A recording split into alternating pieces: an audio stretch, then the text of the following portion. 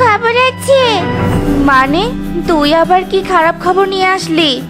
মা, সবাই বলছে আজ রাতে নাকি আমাদের বনে খুব জোরে ঝড় নামবে, তাই সবাই তাদের ঘর বাড়ি ঠিক করছে। কি বলছিস এসব?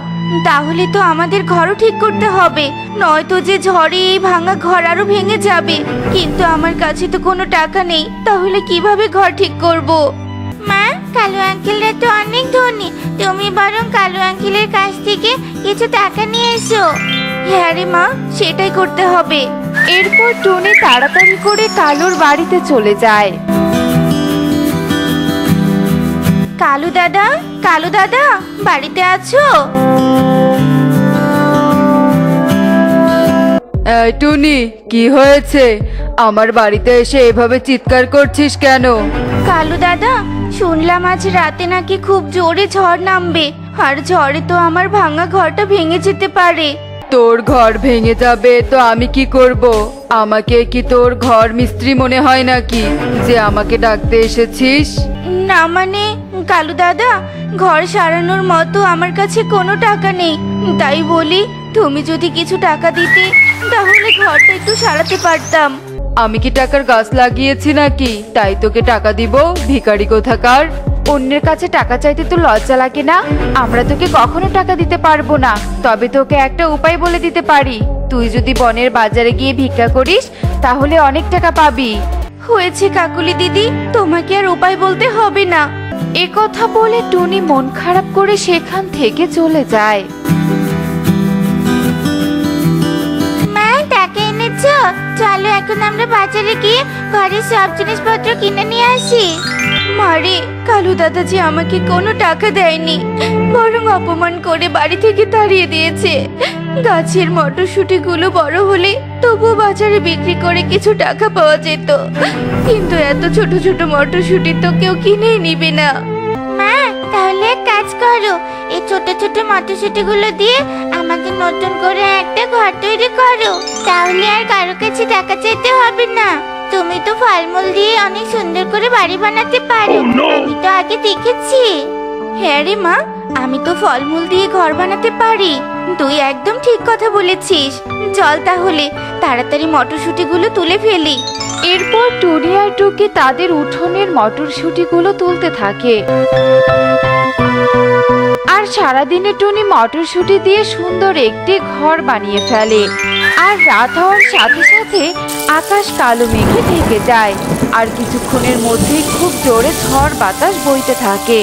কালু, বাইরে যে জোরে জোরে বাতাস হচ্ছে, মনে হয় এই ঝড়ে টুনির বাড়ি উড়ে নিয়ে গেছে, আর টুনিরা গাছ তলায় বসে কান্না করছে, তাই না বলো? কেন? টুনি ভিক্ষা করে তো ঘর ঠিক করেছে, তাহলে উড়ে যাবে কেন? আরে টুনি ভিক্ষা করতে যায়নি, আমি তো বাজারে আইসক্রিম কিনতে গিয়েছিলাম, ওকে তো বাজারে ভিক্ষা করতে দেখিনি। ও, তাহলে তো ঘর উড়ে গেছে। যাই হোক, ভালোই হয়েছে। গরিব পাখি বনে থাকার চেয়ে না থাকাই ভালো। সারাদিন এটা ওটা চাইতে আসে, এখন অন্য বনে গেলে আর চাইতে আসবে না। মা টুকি, তোর মাথায় অনেক বুদ্ধি আছে। তোর বুদ্ধি শুনে মটরশুঁটি দিয়ে ঘর বানিয়েছি বলে ঝড় বৃষ্টির হাত থেকে বেঁচে গেলাম।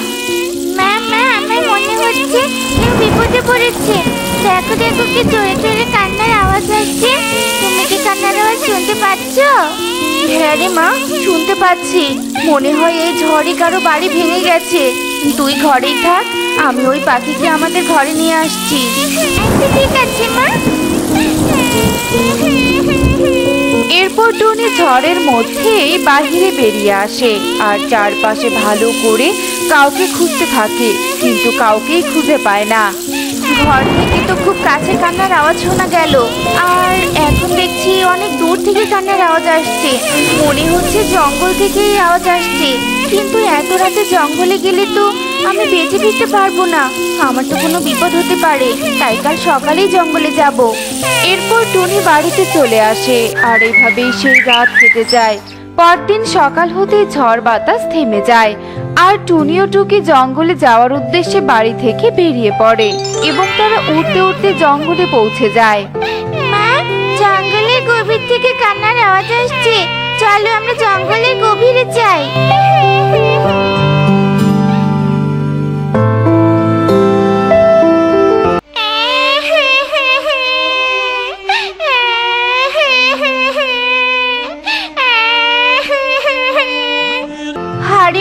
ভিতরে কে আছো? আর তুমি কাঁদছোই বা কেন? বাইরে বেরিয়ে এসো দেখি। আমি হাড়ির ভেতর থেকে যে বাইরে বের হতে পারবো না। পারলে কি আর এখানে বসে কান্না করি? আচ্ছা ঠিক আছে, তাহলে আমি তোমাকে সাহায্য করছি। এ কি, হাড়ির ঢাকনার এত ওজন কি করে হলো? আমি তো এই ঢাকনা খুলতেই পাচ্ছি না। তাহলে তোমাকে কি করে মুক্ত করব? তাহলে তুই তোর ডান দিকে তাকিয়ে দেখ, একটা গুহা আছে। আর সেই গুহায় 3টি হাড়ি আছে। ওই 3 হাড়ির যে কোনো একটা হাড়িতে একটা লাঠি পেয়ে যাবি। সেই লাঠি দিয়ে এই হাড়িতে আঘাত করলেই আমি এখান থেকে বের হতে পারবো। আচ্ছা ঠিক আছে, আমি এক্ষুনি ওই লাঠি এনে তোমাকে মুক্ত করছি।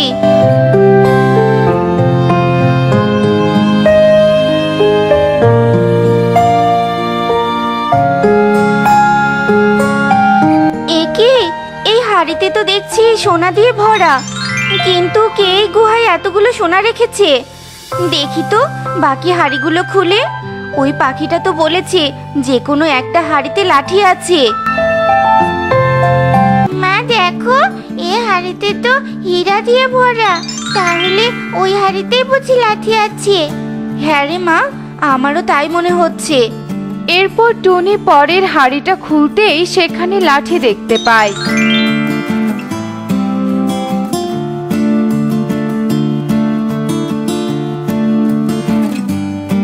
আর সে লাঠি নিয়ে সেখান থেকে চলে আসে এবং সেই বড় হাড়িতে আঘাত করে, এবং যেই বড় হাড়িতে আঘাত করে তখনই হাড়ি ভেঙে একটি ডাইনি বেরিয়ে আসে।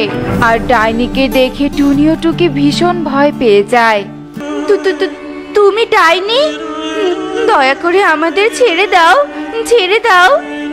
আমাকে দেখে ভয় পাস না। আমি তোদের কোনো ক্ষতি করব না, বরং তোর সততার পুরস্কার তোকে দিব। মানে কি বলছো এসব? আমি তো কিছুই বুঝতে পারছি না।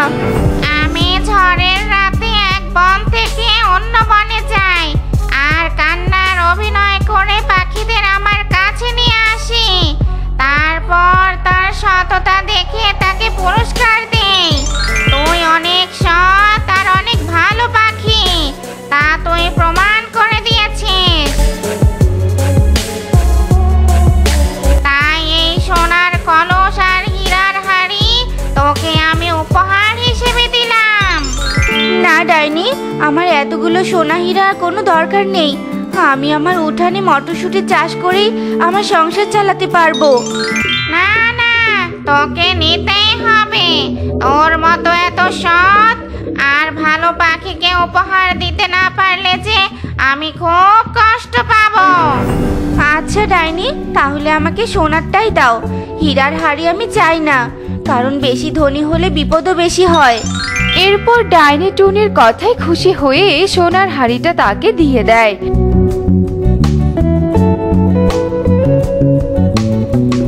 আর টুনি ও টুকি হাড়ি নিয়ে বাড়িতে চলে আসে। কালু চলো টুনির বাড়িতে যাই। টুনির ঘর ভেঙে যাওয়ায় সে বুঝি একাই কাঁদছে, তাই আমরাও একটু কান্না করে দিয়ে আসি। হা হা হা হা হা। কাকুলি হাসালে। আচ্ছা ঠিক আছে, চলো তাহলে। এরপর কালু কাকুলি টুনির বাড়িতে আসে আর টুনির মটরশুঁটির ঘর দেখে তারা অবাক হয়ে যায়।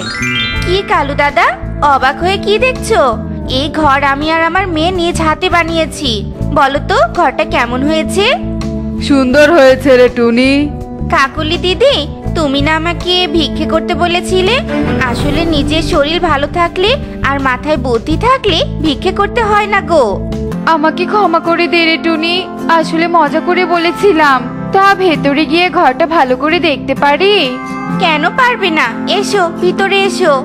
এরপর কালু আর কাকুলি টুনির ঘরের ভেতরে চলে যায় আর ঘুরে ঘুরে দেখতে সোনার হাড়িটা তাদের চোখে পড়ে যায়। এ কি টুনি, তোর ঘরে এই সোনার হাড়িটা কোথায় থেকে এলো? তারপর টুনি কালু ও কাকুলিকে সব কথা খুলে বলে।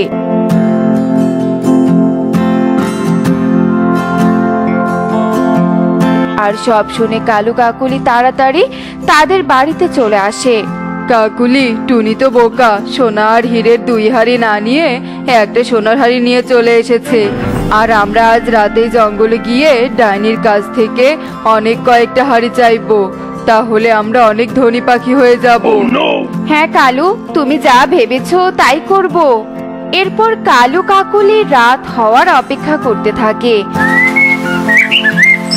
আর রাত হতেই যখন ডাইনি কান্না শুরু করে, তখন ডাইনের কান্না শুনে কালু ও কাকুলি তার কাছে চলে যায়।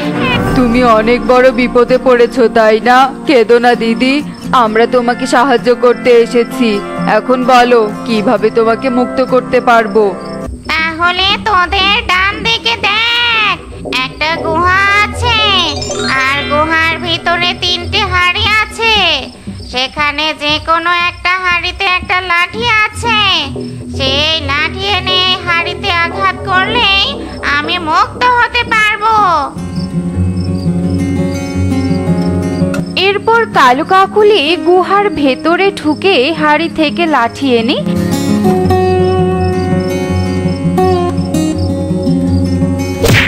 ডাইনিকে মুক্ত করে। তোরা তো অনেক সৎ আর ভালো পাখি, তাই আমি তোদের সততার পুরস্কার দিব। এই নে সোনার হাড়ি আর হীরার হাড়ি। ডাইনি দিদি, আমাদের আরো কিছু হীরার হাড়ি দাও, আমরা অনেক গরিব পাখি, তাই এই 2টো হাড়ির সোনা হীরা বিক্রি করে ঘর তৈরি করতেই শেষ হয়ে যাবে, কিন্তু সংসার চালাবো কি করে? শয়তান লোভী মিথ্যুক পাখি, তোরা যে লোভে পড়ে এখানে এসেছিস তা আমি খুব ভালো করেই জানি। এরপর ডাইনি তার জাদু শক্তি দিয়ে কালু আর কাকুলিকে পাথর বানিয়ে দেয়। আর এদিকে টুনি তার মেয়েকে নিয়ে সুখে দিন কাটাতে থাকে।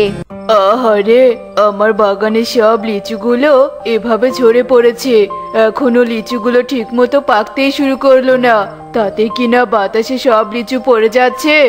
এবার মনে হয় অনেক বড় লোকসান হয়ে যাবে। একই বাগানের ভিতর থেকে কান্নার আওয়াজ ভেসে আসছে মনে হলো। এত রাতে কে আবার বাগানের ভিতরে বসে কাঁদছে? কে আছো বাগানের ভিতরে? কে আছো? আর কাঁদছই বা কেন? বেরিয়ে এসো, বেরিয়ে এসো বলছি। তুমি আমাকে সাহায্য করবে?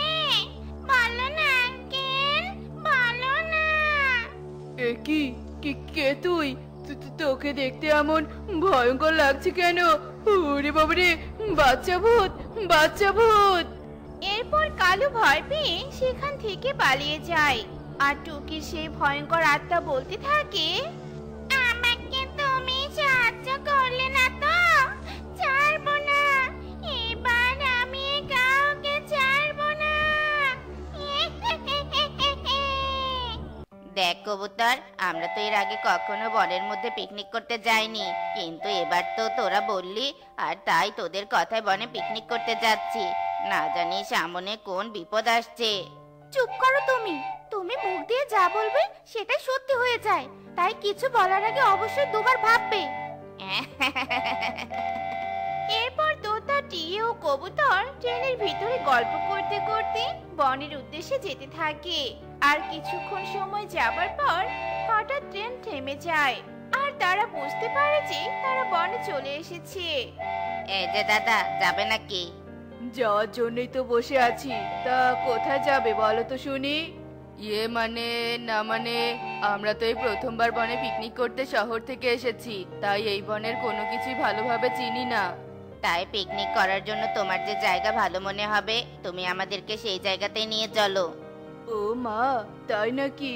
ঠিক আছে, তোমরা গাড়িতে উঠে বসো, আমি তোমাদেরকে আমার পছন্দের এক জায়গায় নিয়ে যাচ্ছি। এরপর কালু তাদের নিয়ে তার লিচু বাগানের পাশে এক মাঠে চলে যায়।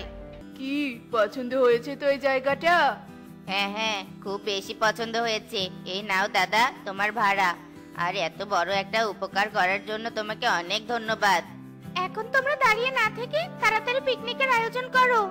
সে না হয় আয়োজন করলাম, আগে বলো তো রান্না কে করে দিবে?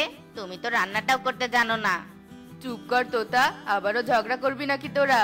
ওই দেখ, দূরে একটা বাড়ি দেখা যাচ্ছে। এখন আমাদেরকে ওই বাড়িটায় যেতে হবে, আর ওই বাড়ির কারো কাছে পিকনিকের খাবারটা রান্না করে নিতে হবে। এরপর কবুতর, তোতা ও টিয়ে দূরে সেই বাড়িটায় চলে যায়। আর সেখানে গিয়ে তারা টুনিকে দেখতে পায়। এ কি, কারা তোমরা? তোমাদেরকে তো এই বনের কেউ বলে মনে হচ্ছে না। এরপর তারা টুনিকে সব কথা খুলে বলে। তুমি যদি আমাদেরকে রান্না করে দাও তাহলে আমরা তোমাকে খাবারের ভাগ দিব। ঘরে তো দুমুঠো চালও নেই। এখন যদি আমি ওদের কথায় রাজি হয়ে যাই, তাহলে এরা আমাকে খাবারের যা ভাগ দিবে, এতে আমার আজকে রাতটা কেটে যাবে। কি হলো, কথা বলছো না কেন? আচ্ছা ঠিক আছে, তোমরা যদি আমাকে খাবারের ভাগ দাও তাহলে আমি রান্না করে দিতে রাজি। এরপর দেখতে দেখতে রাত হয়ে যায়।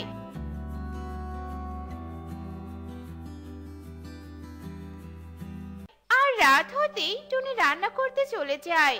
আর কিছুক্ষণের মধ্যেই টুনির রান্না করা শেষ হয়ে যায়। এরপর যখনই খাবার ভাগ করার সময় হয়ে যায়, ঠিক তখনই তোতা বলে ওঠে, এতগুলো খাবার আমরা তিনজন মিলে খেতে পারবো না, তাই খাবার ভাগ করার কোনো দরকার নেই। আমরা তিনজন খেয়ে যা খাবার বেঁচে যাবে সবগুলো খাবার টুনি নিয়ে যাবে। একথা বলে তোতা, টিয়া ও কবুতর খাবার খেতে শুরু করে। আর খাবারগুলো খেতে অনেক মজাদার হওয়ায় তারা সবগুলো খাবার খেয়ে ফেলে। আর সবগুলো খাবার তাদেরকে খেতে দেখে টুনির চোখে পানি চলে আসে।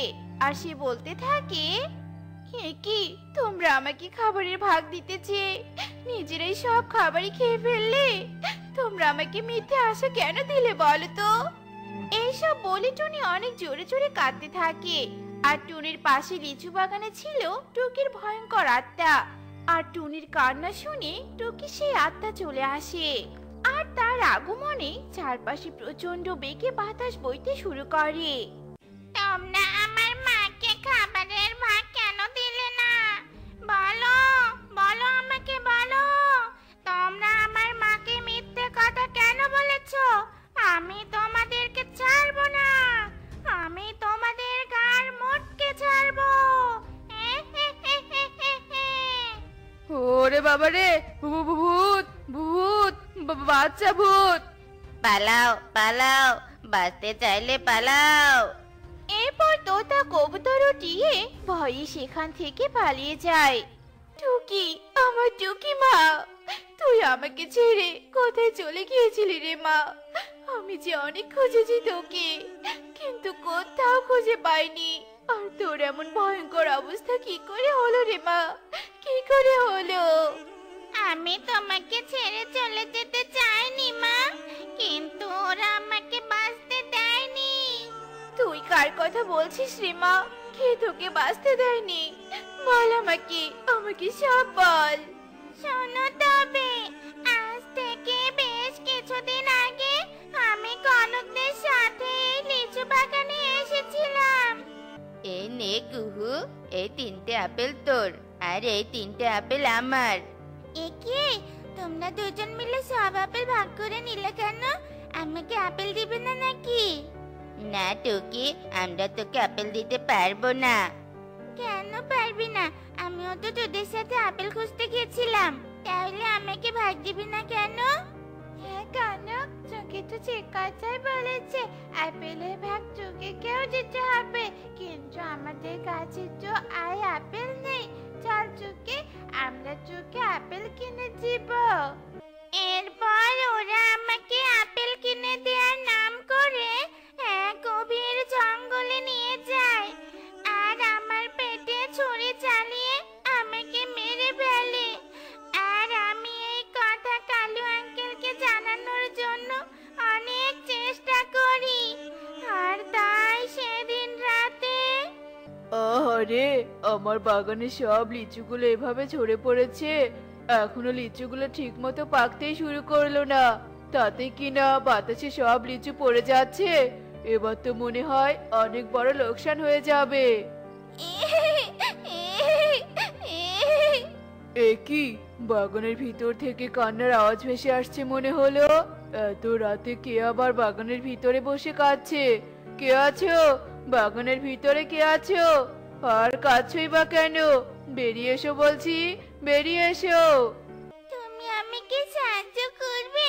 বলো না আঙ্কেল, বলো না। এ কি, কে তুই? তোকে দেখতে এমন ভয়ঙ্কর লাগছে কেন? ওরে বাবা রে, বাচ্চা ভূত, বাচ্চা ভূত। এরপর কালু আঙ্কেল আমার পুরো কথা না শুনে আমাকে দেখে ভয় পেয়ে পালিয়ে যায়।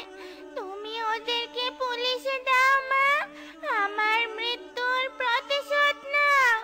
ওদেরকে পুলিশে না দিলে যে আমার আত্মা মুক্তি পাবে না। আমি তোকে কথা দিচ্ছি রে মা, আমি তোর মৃত্যুর প্রতিশোধ নিব আর তোকে মুক্তি দিব। ভালো থেকো মা। এই বলে টুকির আত্মা অদৃশ্য হয়ে যায় আর টুনি ও কনক ও কুহুকে পুলিশের কাছে তুলে দেয়। এরপর টুকির আত্মা চিরতরে মুক্তি পেয়ে যায়। ভূতপুরী নামে এক বনে বেশ কয়েকটা পাখির পরিবার বাস করত। তাদের মধ্যে টোনা নামে এক পাখি বেশ নম্র, ভদ্র আর ভালো মনের ছিল। সে রোজ একটা পথ দিয়ে কারখানায় চাকরি করতে যেত, আর যাওয়ার সময় সে প্রায়ই একজন বৃদ্ধ আর একজন বৃদ্ধাকে দুইটা আম গাছের নিচে আম কুড়াতে দেখতে পায়। ওই তো প্রতিদিনের মতো আজ ওই দুই বুড়ো বুড়ি দুই আম গাছের নিচে বসে আম কুড়াচ্ছে। এই বুড়ো বয়সে তারা কত কষ্ট করে আম কুড়াচ্ছে। আহারে, দেখলে অনেক মায়াও লাগে। যাই, আমি গিয়ে তাদেরকে একটু সাহায্য করি। বুড়িমা, ও বুড়িমা, তোমরা দুজন এ বয়সে রোজ এত আম কুড়াও কেন বলো তো? তোমাদের বাড়িতে আর কেউ কি নেই নাকি? ওরা তো তোমাদেরকে একটু আম কুড়াতে সাহায্য করতে পারে, তাই নয় কি? না রে বাবা, আমাদের যে আপন বলতে খুব আদরের একটা মেয়ে আছে, আর ও রোজ এই বেলায় ঘুমিয়ে থাকে। তাই আমরা ওকে বিরক্ত না করে দুজনে মিলে আম কুড়াতে আসি। তা তোকে তো চিনতে পারলাম না, কে তুই বলতো? আমি হলাম টোনা, আর আমি রোজ এই পথ দিয়ে কারখানায় চাকরি করতে যাই, আর রোজ তোমাদেরকে আম কুড়াতে দেখতে পাই। তাই ভাবলাম আজকে একটু তোমাদের সাথে আম কুড়াবো, তাহলে তোমাদের একটু কম কষ্ট হবে। দেখলে তো মিনু, এই ছেলে পাখিটা কত ভালো। এখনকার দিনে এমন নম্র ভদ্র ছেলে কোথাও পাওয়া যায় না। ঠিক আছে রে বাবা, দে আমাদেরকে আর কিছু আম কুড়িয়ে দে। এরপর টোনা আম কুড়াতে থাকে, আর মিনু বুড়ি ও রাজু টোনা বৃদ্ধ দাঁড়িয়ে থেকে টোনার আম কুড়ানো দেখতে থাকে। এই নাও গো বুড়িমা, সব আম কুড়ানো শেষ। তাছাড়া আমার চলে যাবার সময় হয়ে এসেছে, আজ তাহলে আমি আসি। বলছি, ছেলেটাকে আমাদের মেয়ের সাথে বেশ মানাবে কিন্তু, তাই না বলো? হ্যাঁ মিনু, আমিও তাই ভাবছিলাম। আমাদের মেয়েটার সাথে ওর বিয়ে দিব, তাহলে আমরা মরে গিয়েও শান্তিতে থাকতে পারবো। এরপর কেটে যায় বেশ কিছুদিন।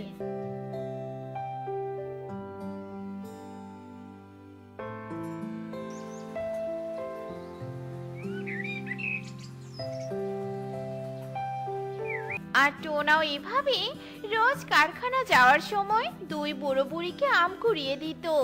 আর এমনই একদিন হঠাৎ অনেক ঝড় বৃষ্টি হয়, আর টোনাও তখন ছাতা মাথায় দিয়ে কারখানা থেকে বাড়ি ফিরবে বলে বের হয়।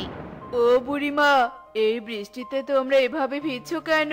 সর্দি জল লেগে যাবে তো। আর ঝড় বৃষ্টিতে তো দেখি অনেক আমও পড়েছে। হ্যাঁ রে বাবা, আজকে একটু বেশি আম পড়েছে, তাই সেই কখন থেকে আম কুড়োচ্ছি, তবুও শেষই হচ্ছে না। তুই আমাদের একটা উপকার করবি রে বাবা? হ্যাঁ বুড়িমা, কেন করব না, একবার বলেই দেখো না। ওই যে ওখানে দুটো ডালি রাখা আছে, ওই ডালিতে করে বাকি আমগুলো কুড়িয়ে আমাদের বাড়িতে একটু দিয়ে আসবি? এক্ষুনি দিচ্ছি গো বুড়িমা। এরপর টোনা দুই ডালি ভর্তি আম কুড়িয়ে নেয়, আর মিনু বুড়ি ও রাজু টোনার পেছন পেছন তাদের বাড়িতে চলে যায়। আরে বুড়িমারা কোথায় চলে গেল? এক্ষুনি তো ওনারা ঘরের ভিতরে প্রবেশ করলো। বুড়িমা, ও বুড়িমা। টোনার চিৎকার শুনে টুনির ঘুম ভেঙে যায়, আর টুনি হঠাৎ টোনাকে দেখে চোর ভেবে চিৎকার করতে থাকে। চোর চোর, তোমরা কে কোথায় আছো? চোর এসেছে, চোর! তাড়াতাড়ি এদিকে এসো, আমার বাড়িতে চোর এসেছে। টুনির চিৎকার শুনে আশেপাশের প্রতিবেশী তখনই টুনির বাড়িতে চলে আসে। এই ধর ধর ধর, চোরকে ধর, ভালো করে ধর, যেন পালাতে না পারে। তোমরা আমাকে ভুল বুঝছো, আমি চোর নই। তোমরা আগে আমার পুরো কথাটা শোনো। বল দেখি কি বলবি। এরপর টোনা সবাইকে মিনু বুড়ি ও রাজু টোনা বৃদ্ধার কথা খুলে বলে। আর টোনার মুখে তাদের কথা শুনে সবাই অনেক অবাক হয়ে যায়, কেননা তারা বেশ কিছুদিন হলো মারা গিয়েছে। ফাজলামি হচ্ছে নাকি? বুড়িমার মেসোমশাই তো বেশ কিছুদিন আগেই মরে গেছে। তাহলে তোরা রোজ দুই আম গাছ থেকে আম কুড়োবি কি করে? ও বুঝেছি, চুরি করতে এসে ধরা পড়ে এখন বানিয়ে বানিয়ে গল্প শোনানো হচ্ছে, তাই না? ওগো, এই ভদ্র ছেলেটা তো দেখি আমাদের জন্য বিপদে পড়ে যাচ্ছে। এখন আমাদের কিছু একটা করতে হবে। ঠিক বলেছো মিনু। এরপর মিনু বুড়ি ও রাজু টোনা টোনাকে বাঁচানোর জন্য অনেক জোরে জোরে হাসতে থাকে আর বলতে থাকে, ও খুব ভদ্র ছেলে, ও চোর নয়। তোরা সবাই ওকে ছেড়ে দে, ছেড়ে দে। মিনু বুড়ি ও রাজু টোনার আত্মাকে কথা বলতে দেখে সবাই অনেক ভয় পেয়ে যায়। আর তখনই সেখান থেকে সবাই পালিয়ে যায়। শোন রে মা, তোরা আমাদের দেখে ভয় পাস না। আমরা তোর ক্ষতি করব না। আমরা তোর ক্ষতি করতে আসিনি।